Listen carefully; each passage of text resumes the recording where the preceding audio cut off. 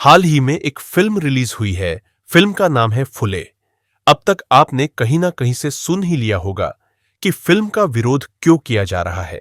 इस फिल्म पर ब्राह्मणों के अपमान का आरोप लगा है।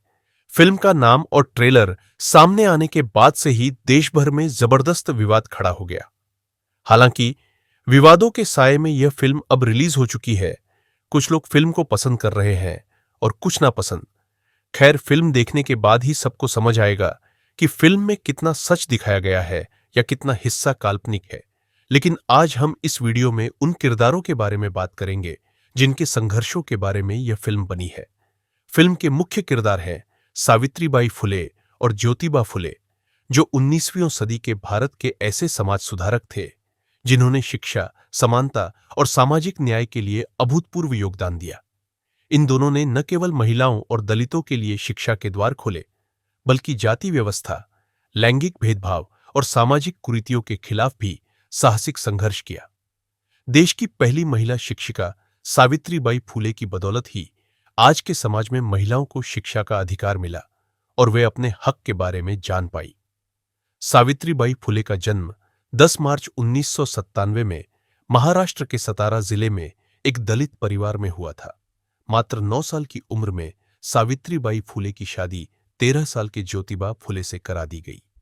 उस दौर में जब महिलाओं पर तमाम तरह की पाबंदियां थीं, उसके बावजूद सावित्रीबाई के पति ने उनका भरपूर साथ दिया और उन्होंने ही अपनी पत्नी को पढ़ाया। ज्योतिबा फुले भी एक समाज सुधारक, लेखक और विचारक और जाति विरोधी आंदोलनों के प्रणेता थे। सावित्रीबाई और ज्योतिबा ने 19वीं सदी के रूढ़िवादी समाज में क्रांतिकारी बदलाव लाने का बीड़ा उठाया। उस समय भारत में जाति प्रथा, छुआछूत, सती प्रथा, बाल विवाह और विधवा पुनर्विवाह का विरोध जैसी कुरीतियां चरम पर थी। सावित्रीबाई और ज्योतिबा ने 1848 में पुणे में भारत का पहला बालिका विद्यालय खोला, जिसमें विभिन्न जातियों की 9 छात्राओं को प्रवेश दिया गया। यह उस समय एक क्रांतिकारी कदम था, क्योंकि महिलाओं की शिक्षा को पाप माना जाता था। 1 वर्ष के भीतर उन्होंने 5 और स्कूल स्थापित किए। सावित्रीबाई स्वयं इस स्कूल की प्रिंसिपल और शिक्षिका बनी, जिसके लिए उन्हें समाज के कट्टरपंथी वर्ग से भारी विरोध का सामना करना पड़ा। जाति व्यवस्था के खिलाफ संघर्ष। फुले दंपति ने जातिगत भेदभाव को चुनौती दी। 1868 में उन्होंने अपने घर के कुएं को दलितों और निचली जातियों के लिए खोल दिया, जो उस समय सामाजिक नियमों के खिलाफ था।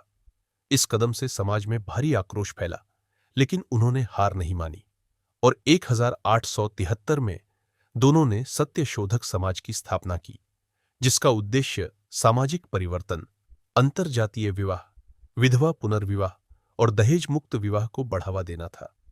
यह संगठन निम्न जातियों और महिलाओं को शिक्षा और सामाजिक न्याय प्रदान करने के लिए समर्पित था। फुले दंपति ने विधवाओं, गर्भवती, बलात्कार पीड़िताओं और परित्यक्ता महिलाओं के लिए आश्रय स्थल बनाए। 1864 में उन्होंने एक बड़ा आश्रय स्थल स्थापित किया, जहां ऐसी महिलाओं को शिक्षा और सम्मानजनक जीवन प्रदान किया गया। उन्होंने एक ब्राह्मण विधवा के पुत्र यशवंतराव को गोद लिया और उसे डॉक्टर बनाया। सावित्रीबाई और ज्योतिबा ने सती प्रथा, बाल विवाह और छुआछूत जैसी कुरीतियों के खिलाफ आवाज उठाई। उन्होंने विधवा पुनर्विवाह को बढ़ावा दिया और 1953 में बाल हत्या प्रतिबंधक गृह की स्थापना की, ताकि नवजात कन्याओं को बचाया जा सके। सावित्रीबाई और ज्योतिबा का सबसे बड़ा योगदान महिला शिक्षा के क्षेत्र में है। उस समय महिलाओं को शिक्षा से वंचित रखा जाता था और दलित महिलाओं की स्थिति और भी दयनीय थी। फुले दंपति ने कुल 18 स्कूल खोले, जिनमें लड़कियों और निम्न जातियों के लिए शिक्षा पर जोर दिया गया। हाल ही में रिलीज हुई फिल्म फुले सावित्रीबाई और ज्योतिबा फुले के जीवन पर आधारित है। इस फिल्म का निर्देशन अनंत नारायण महादेवन ने किया है और इसमें प्रतीक गांधी और पत्रलेखा मुख्य भूमिकाओं में है। देश भर के अलग अलग हिस्सों से फिल्म के खिलाफ विरोध के स्वर उठ रहे हैं, लेकिन फुले जैसी फिल्में ऐतिहासिक व्यक्तित्वों के योगदान को सामने लाती है और उनका विरोध करने से पहले विरोधियों को तथ्यों की जांच आवश्यक कर लेना चाहिए।